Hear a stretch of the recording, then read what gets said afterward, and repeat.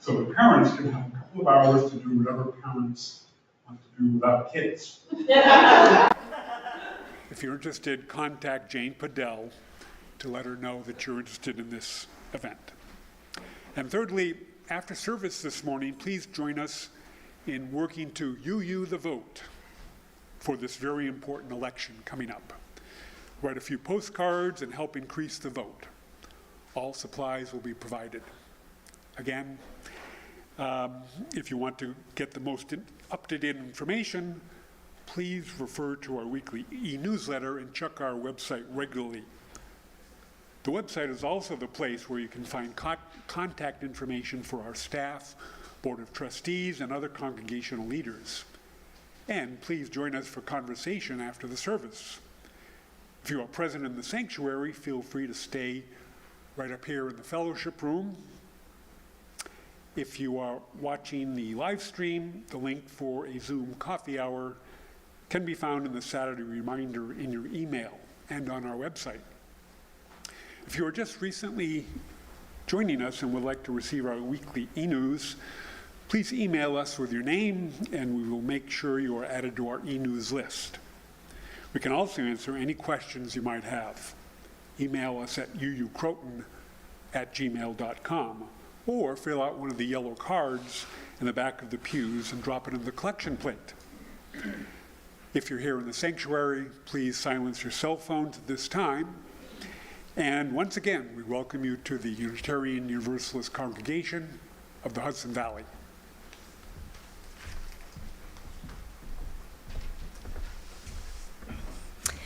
It is my pleasure to welcome back Reverend Lane Cobb to our congregation this morning. Reverend Lane Cobb is an author, coach, and ordained interfaith, interspiritual minister committed to educating and uplifting those seeking to live a more authentic, spirit-filled life. A spiritual life and business coach for women, she is an expert in the fields of transformation, motivation, and healing, and provides safe space for people to envision, create, and fulfill on individual and collaborative projects. Known for her inclusive leadership style, Reverend Cobb inspires people to speak their truth and empower themselves without disempowering others. She is co-founder of Race Talk Revolution, Inc., a nonprofit organization that provides education and transformation opportunities that elevate the social conscience and promote anti-racist activism through community engagement, collective self-discovery, and spiritual inquiry.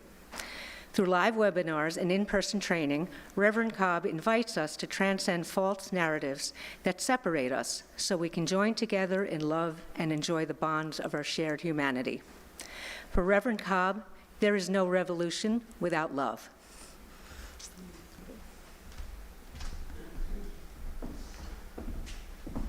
So I didn't expect, I don't really know. Did I send you that whole thing? I apologize. Okay, good morning. Let us pray.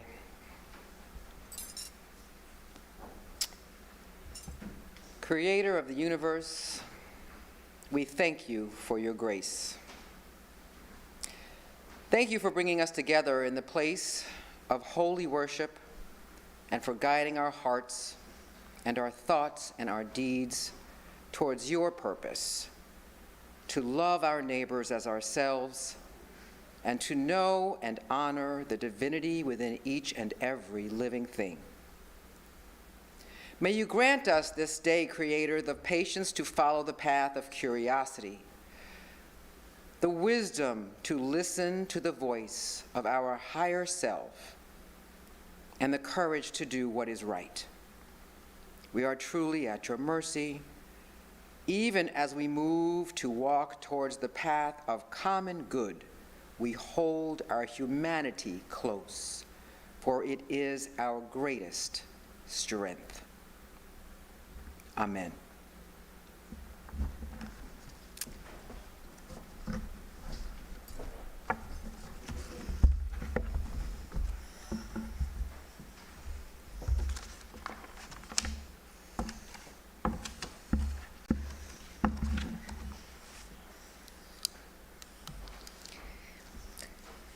These chalice lighting words come to us from Sarah York.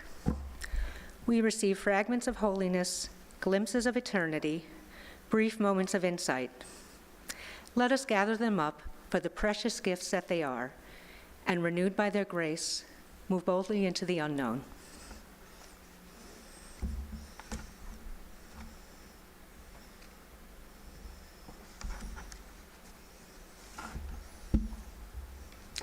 Now please join me in saying our Unison Affirmation. The words are in your order of service.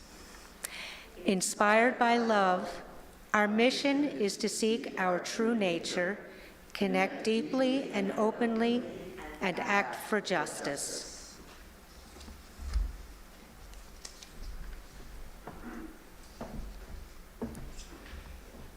This morning, I'd like to share a reading from poet Mayela Peerhole called Between Calm and Chaos. Between calm and chaos, between east and west,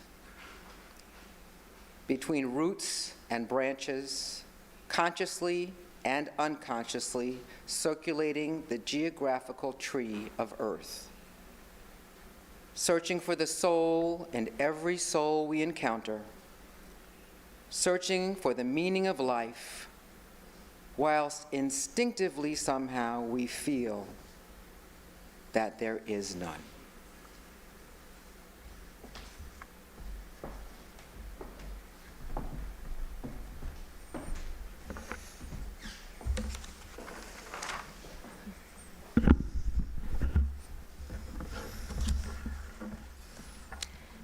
Let us now bear witness to the joys and sorrows experienced in our community.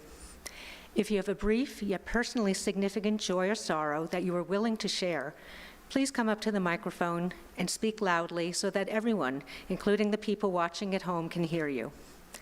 If you would prefer only to have a candle lit for you without speaking, please just stand or raise your hand, and I will light a candle for you.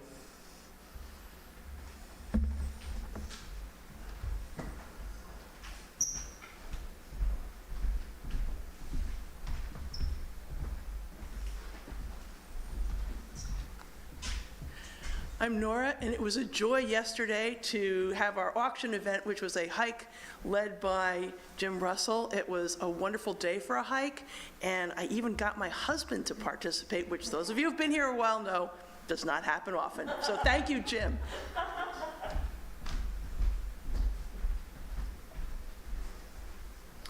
Good morning, I'm April, and it's a joy to let you know that yesterday William and I went to ShopRite, and we bought $98.22 worth of groceries for the Croton Food Pantry from donations from all of you.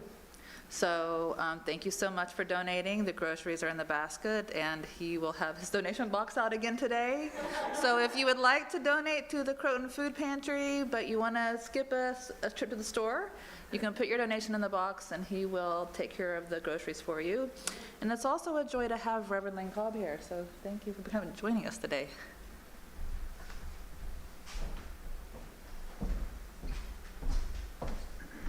Good morning, I'm Kathy. Some of you may know this has been a big year for me. I got married. My mom moved closer to us, and I actually just was on my honeymoon finally this week. But, you know, it's also been a stressful year, just life, news, and all that. I'm mentioning this because I almost missed last night my 40th high school reunion because I was too tired. And I ended up going. I highly recommend, especially for any of you who are getting to like the 40-year or 45-year reunion, like go, because there were so many interesting conversations and a reminder of how compassionate and lovely and fun people are. And it's like coming here when I get to see you guys. It's a really nice reminder, so big joy this week.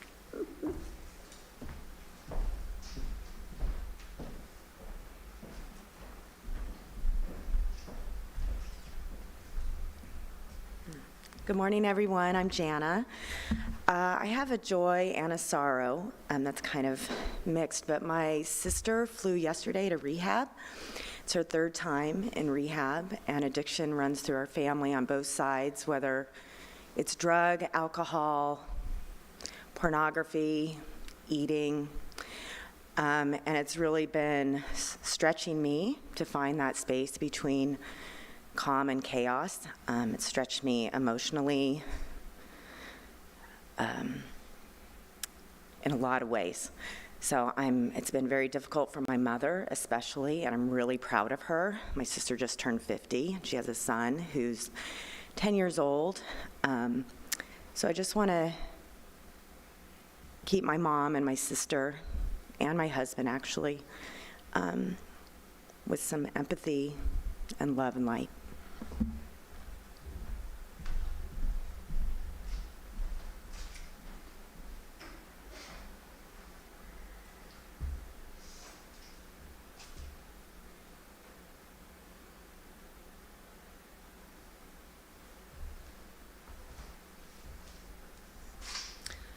We also acknowledge the unspoken joys and sorrows held within the sanctuary of our hearts, and all those people who have yet to find a spiritual home where they can share their joys and sorrows.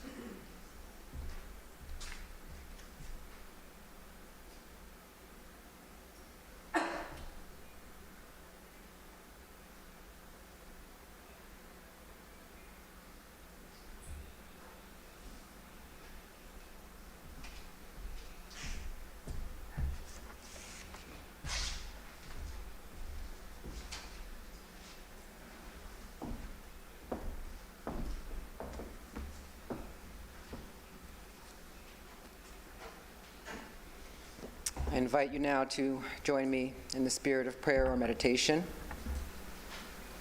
Thank you for all that has been shared this morning. In the ebb and flow of life, we manage the inevitable changes as they rise to meet us. We feel the joy and the sorrow in our lives and the lives of our loved ones, our neighbors, those we do not know across this world. Each of us touched by life events, by our own personal triumphs and tragedies as we navigate this life together. For all the joys shared this morning, we give thanks. For all the sorrows, we offer condolence. For the gift that we are to each other, both in times of good and bad, we invite the peace of a benevolent spirit to heal our wounds and give us strength for the journey forward. I, for one, am grateful for this knowing and for this gathering of you truth seekers. Please join me in a minute of silence, followed by a musical meditation.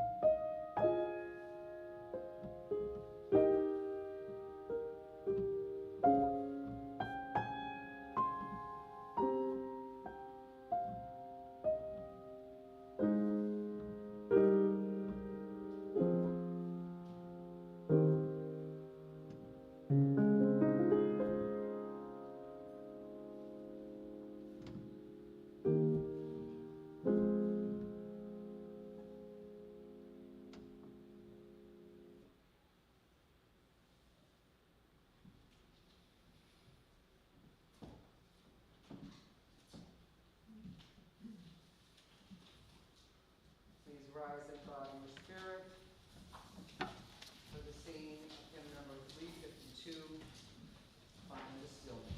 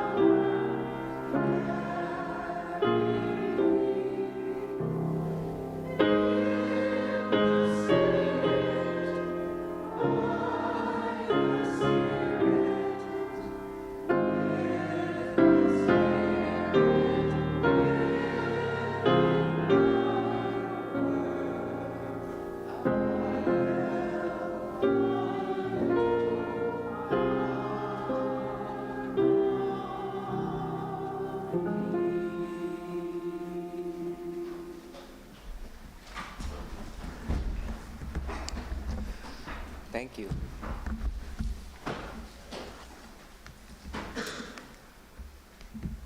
So good morning again. Thank you so much for being here. Whether you're here in the sanctuary or zooming in, your presence here today makes a difference. Good morning, my friend Betsy. It's good to see you.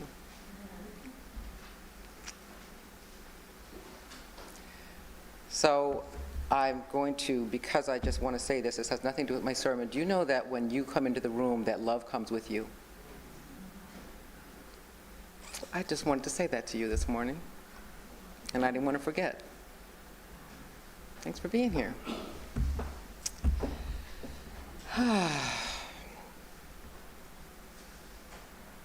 And I could say that about each and every one of you.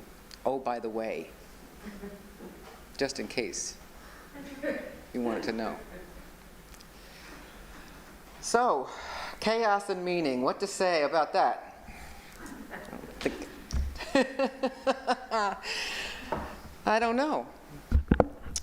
In chaos theory, the butterfly effect is the sensitive dependence on initial conditions in which a small change in one state of being can affect large differences in a later state of being. Probably not telling you anything you don't already know. The term butterfly effect is closely associated with the work of mathematician and meteorologist Edward Norton Lorenz. I want to give credit where credit's due, who noted that the butterfly effect is derived from the metaphorical example of the details of a tornado being influenced by minor perturbations, such as a distant butterfly flapping its wings several weeks earlier. I just so love that. The butterfly effect concept has since been used outside the context of weather science as a broader term for any situation where a small change in the supposed cause of a much larger consequence. So, butterflies, causing hurricanes on opposite sides of the world. Butterflies, human beings, world events, flapping, lots going on. Life as we know it. Sometimes it's linear, sometimes it's not. There are indeed times when A plus B equals C, thank God. So I'm no stranger to the experience of chaos in my life, in my world, and I don't think any of us are. But notice that I said the experience of chaos, because by my way of thinking, much of the time, chaos is an experience that is in the beholder, in the liver. Yes, many of our world systems are nonlinear. This is very, very true, right? Gene expression, neuronal network formation, all this scientific stuff, morphogenesis, I had to look that up, right? Overpopulation, underplanting, all of these things are examples of nonlinear events, things that happen, and then there is this huge effect on the other side that we cannot predict. But we will also see that one person's chaos is another person's opportunity, right? We don't all see things through the same lens. It's not, of course, that we can't appreciate the mysteries of nature. Obviously, we can. We can also appreciate the mastery of a good scientific equation, absolutely. There is a distinct disorderliness to nature. But we have to look around sometimes to be able to see the beauty in the chaos, depending on where we're standing at the time. It isn't always easy. I remember when I first recognized the power of my own aversion to chaos. I was on a retreat, of all things. I was out in the woods in Canada. It was gorgeous. It was a group of people I didn't know, but we were all there for breakthroughs, right? It's kind of a character development kind of thing.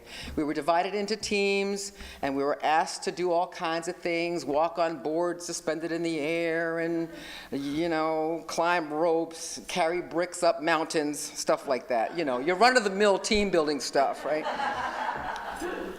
So I'm a little afraid of heights. So all those things were a challenge for me, but what was really challenging for me was a relatively simple activity.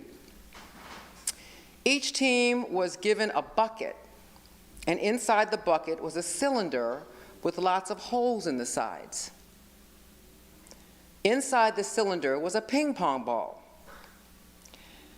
Next to the bucket with the cylinder was a larger, heavier container filled with water and a cup. Our assignment was to use the cup to transfer the water from the container into the cylinder until the ball flowed over the top. The challenge was to keep the water from flowing out of the holes on the side of the cylinder. There were about 8 people in my group. We strategized and decided that the best course of action was for one person to transfer the water using the cup and the rest of us to cover the holes in the cylinder. Our goal was to complete the task in less time than the previous team had done.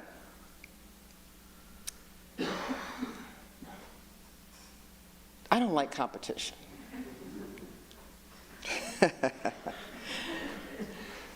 So when I say that we strategized, I really should say that they strategized, because from the beginning, I was really pretty useless, to tell you the truth. I mean, upon receiving the assignment, my reaction was, we have to do what? Are you kidding? This is stupid. I'm not doing that. My contribution to the process was to give somebody my gloves that I was wearing so that they could be used to plug up some of the holes. That was my contribution. I was like, well, here's my gloves. Have at it, right? So gloves off, hands in my pockets, I stood by and I watched as my teammates feverishly got to work completing this task, right? And they were having a good old time.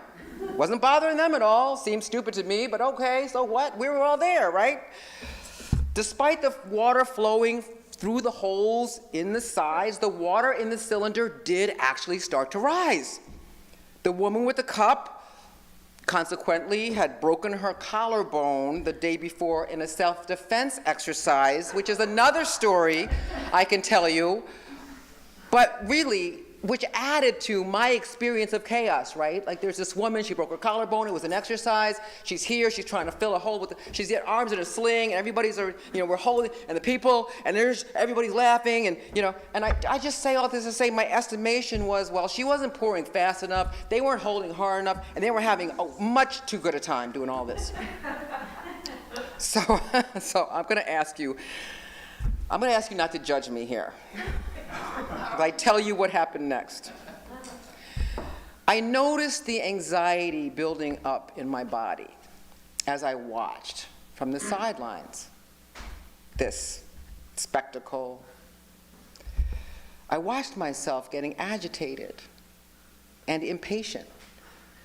And finally, I couldn't take it anymore. I got up, I took the cup from my teammate with her arm in a sling, poor thing, who was doing a perfectly good job, and I took over the job of pouring water into the cylinder. Now, in the few seconds it took me to do that, the water level decreased. And try as I might, I could not make it come back up. Ultimately, I gave the cup back to its original holder, right? And she completed the task. So in my panic, I single-handedly disrupted a plan that was going well and cost the team a victory simply because my experience of chaos was overwhelming. Right? I could ask you, though, what was chaotic about that?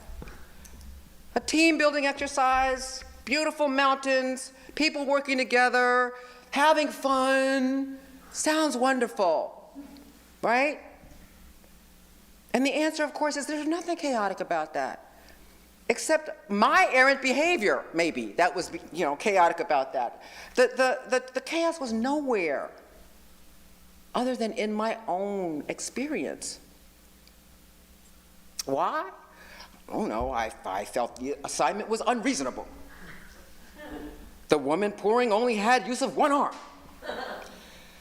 She didn't need two arms, but to me, it's preposterous. Water was pouring out of the sides. Everybody was laughing and yelling, and they were just enjoying the mayhem, and I was overwhelmed, and, well. Now, of course, I apologized profusely. I felt like an idiot, right? But I saw myself as if I had left my body. The damage, if there was any, which thank God there really wasn't any damage, right? But the damage was done, right? But the gift for me in that moment was to understand, one, the extent to which my experience of chaos is totally subjective. It's totally subjective. And the extent to which it could easily overwhelm me to become an agent of destruction, like some, just make me nuts, basically.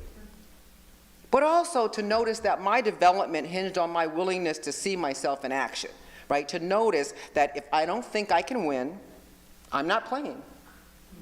And if you force me to play, I may unintentionally make a mess by accident. Why? Because even the slightest disorganization to me feels unsafe. Because too many people having a good time also feels unsafe. Because unreasonable requests feel like a setup for my failure. And because if I can't control what happens, I'm really not interested in playing the game.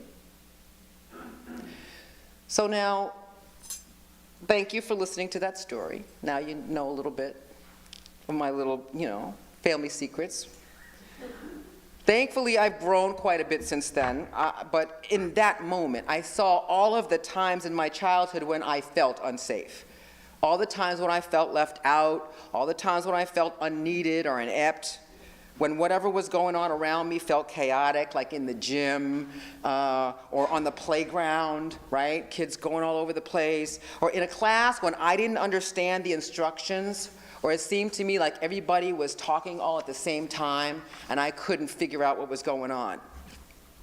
Anytime I felt people were competing against each other or fighting or having a debate, I would just want to shrink away.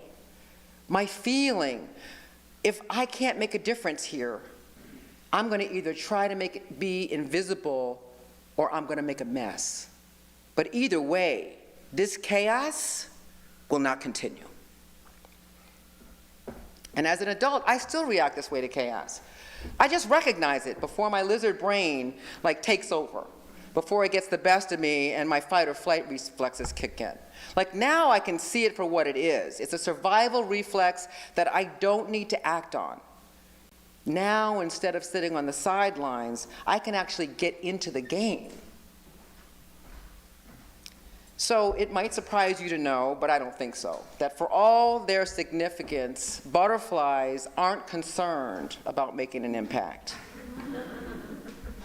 As far as I can tell, they aren't concerned about looking good or looking bad, right? They have been called the flagship species of conservation.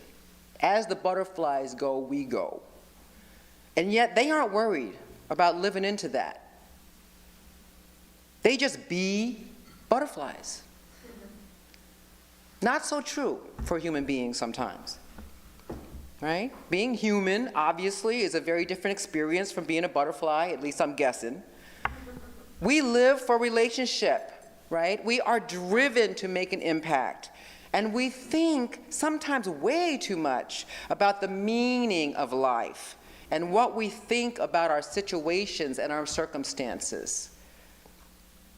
Executive coach Terry Creedon says it this way: humans are meaning-making machines. We love to draw lines from one thing to the next. We make meaning where others see none. We make up stories to explain why certain events happen in our lives all the time. She goes on to say, the human brain does not like uncertainty. It makes us feel unsafe, so that when our brains can come up with an answer as to why something is as it is, or why something happened the way it did, we feel a sense of reassurance. We figured it out. We're safe now. Even if the answer our brain came up with is not true. The stories we make up usually do not serve us, or in some cases can be harmful to us, even getting to the truth. However, when we become aware of our meaning making, we gain a tremendous amount of insight into ourselves and our limiting beliefs. We all make up stories. It's part of our wiring. We aren't going to be able to stop doing that. However, knowing that we are doing it and becoming honest with ourselves that we are doing it allows us to walk into that story and understand what it is that we have to learn from it. So I'd just like to unpack that just really briefly, if I might. 1, the burden of creating meaning is driven in large part by survival. We assign meaning to our life based on what is familiar, even if it disempowers us. 2, becoming aware of our proclivities for meaning making can help us discern where we might be limiting ourselves. Convinced that our interpretation is correct, we are bound to live into the meaning we assign to our circumstances, even if it is not true. And 3, distinguishing the meaning we make up from actual truth can be liberating. When we acknowledge that our truth isn't the truth, we enter a world given by possibility rather than story. It is worth noting that each of us brings a different experience to life's circumstances. We're not all activated by the same things to the same degree. For sure, our past, our heritage, our social and racial and economic and historical status informs our present day experience. But having said that, we all do share some common experiences. People don't like uncertainty. We want to know that our lives are important and that our experiences are valid. We want to be heard and understood and appreciated. We want to have our impact verified. And there's nothing wrong with that. But when life serves us up a dose of chaos, we find ourselves often at the mercy of our reflexes, either retreating or making a mess. Our world is clearly going through some chaotic times. We are all a bit hard-pressed to make sense of the dramatic shifts in our current reality. Both the realities that we share and those that are subjective.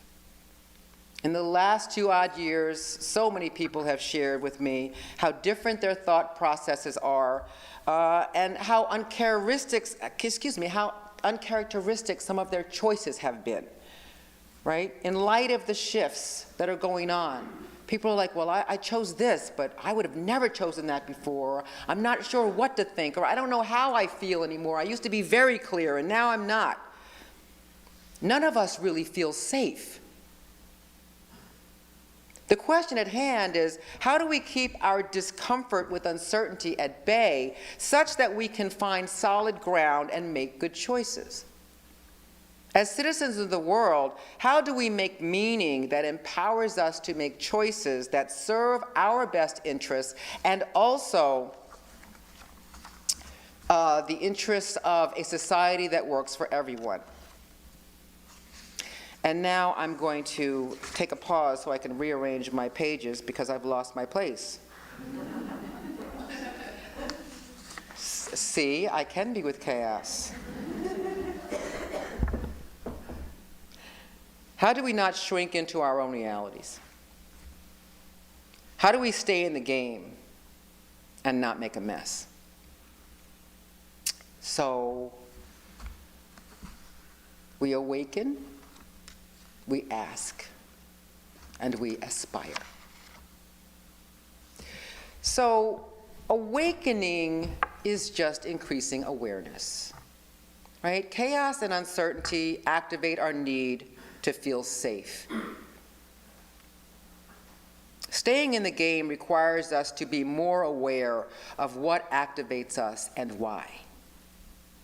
We have to notice our experience of discomfort and get curious about its origin. What am I feeling?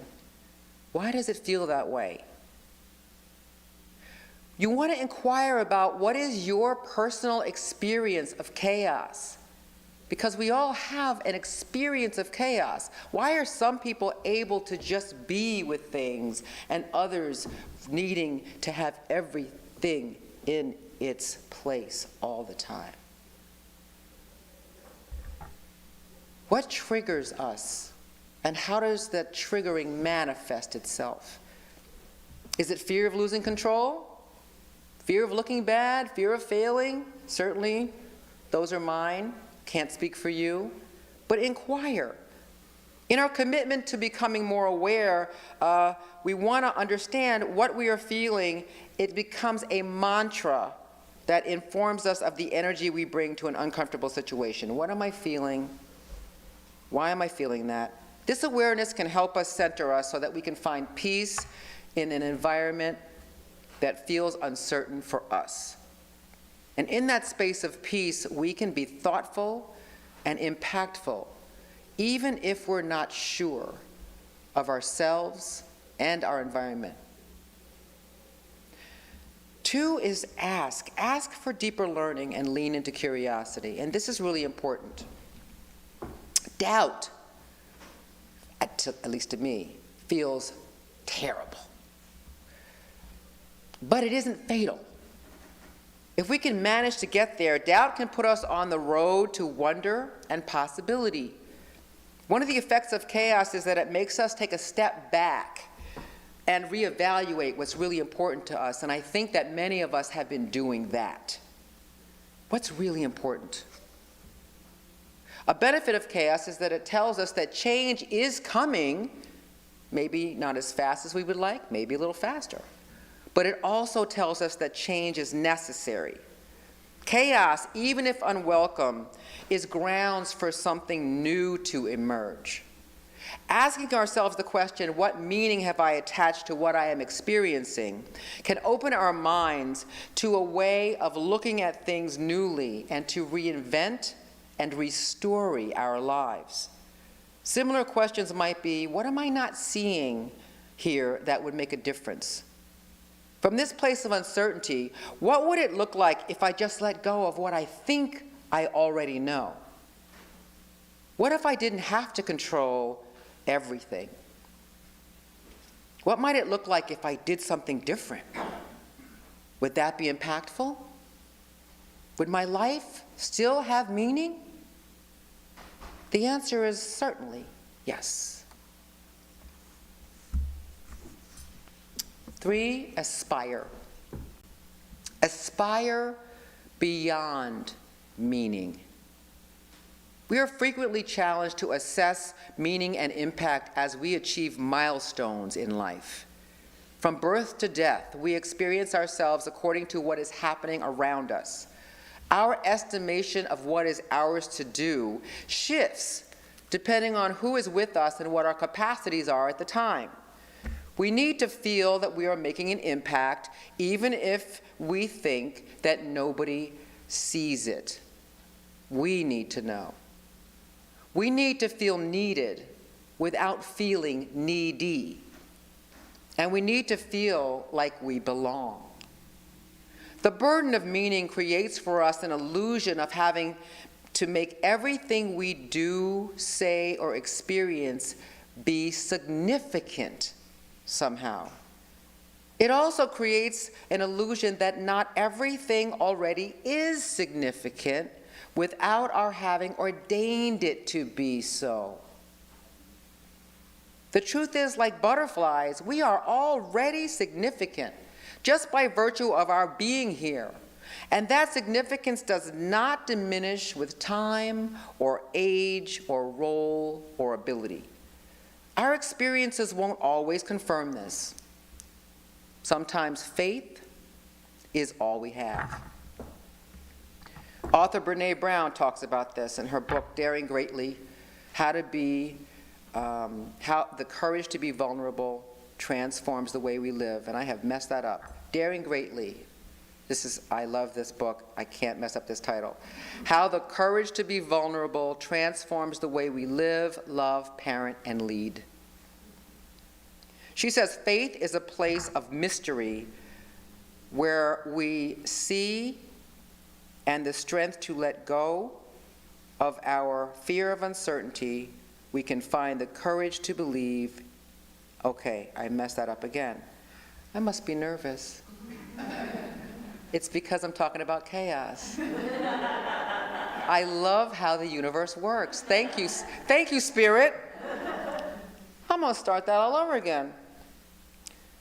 In her book, Daring Greatly, How the Courage to be Vulnerable Transforms the Way We Live, Love, Parent, and Lead, author Brené Brown says faith is a place of mystery where we can find the courage to believe in what we cannot see and the strength to let go of our fear of uncertainty.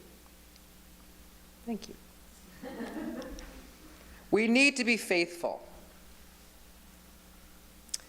That when one door closes, another door opens.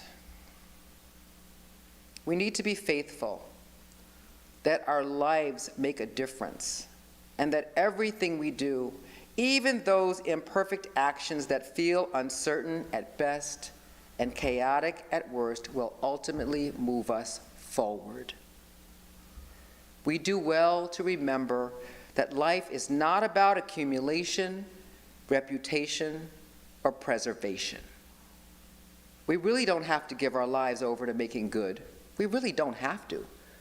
Whatever that means to us.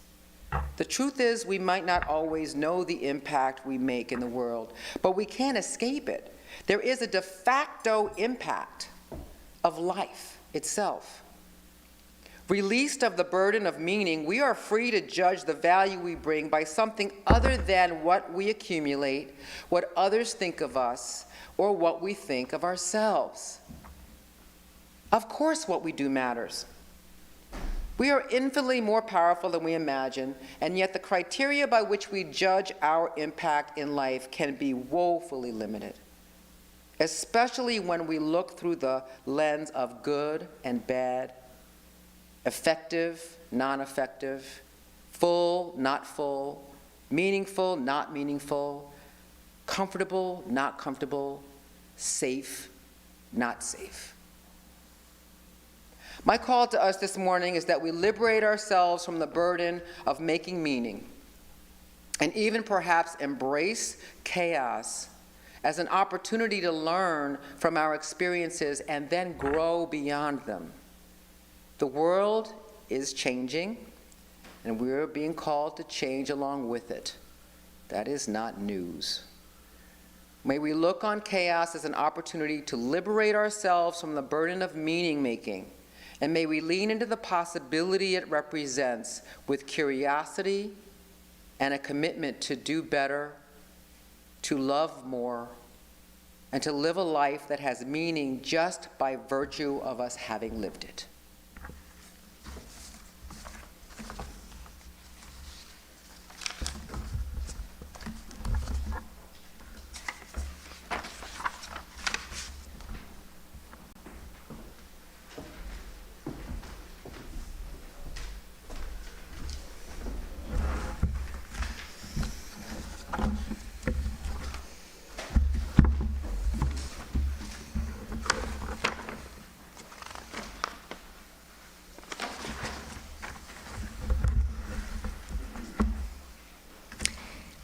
Each week, we make an offering from the bounty we are blessed to enjoy. We do this in a spirit of love and generosity, aware that we have benefited from those who have gone before, those who in their turn gave generously. Our offering goes to support the work of love and justice undertaken by this community. Today's offering will be shared with the Unison Micro Fund. The fund is a nonprofit organization offering interest-free loans to individuals and families who experience unexpected financial obstacles. For more information, visit the website at unisonmicrofund.org. You can make your donation in several ways.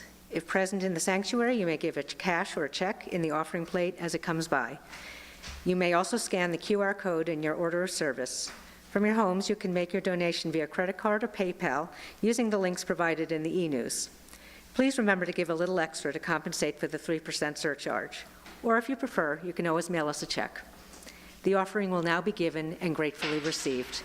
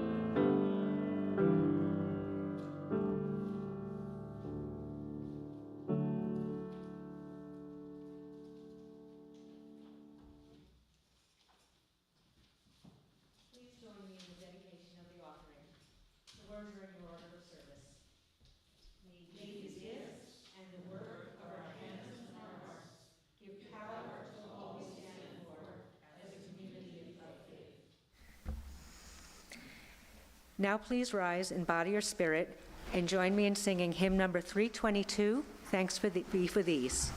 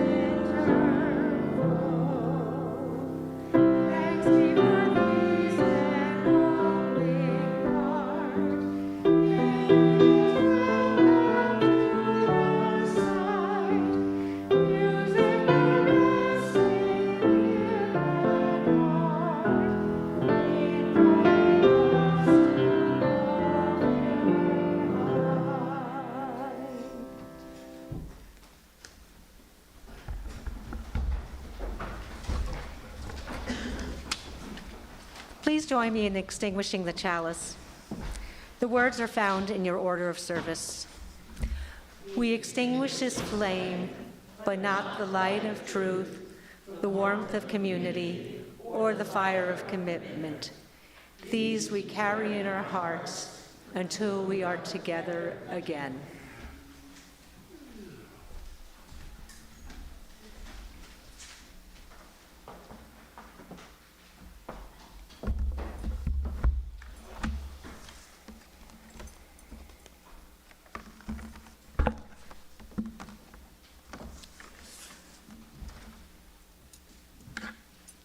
Joseph Campbell says, "Life has no meaning.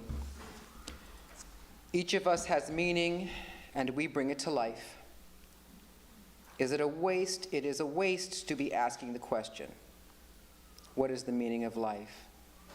When you are the answer."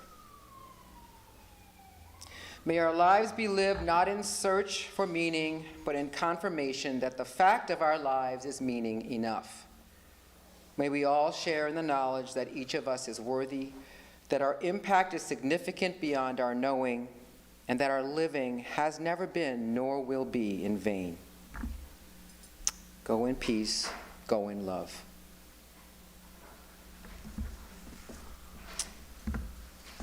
We will now have our postlude.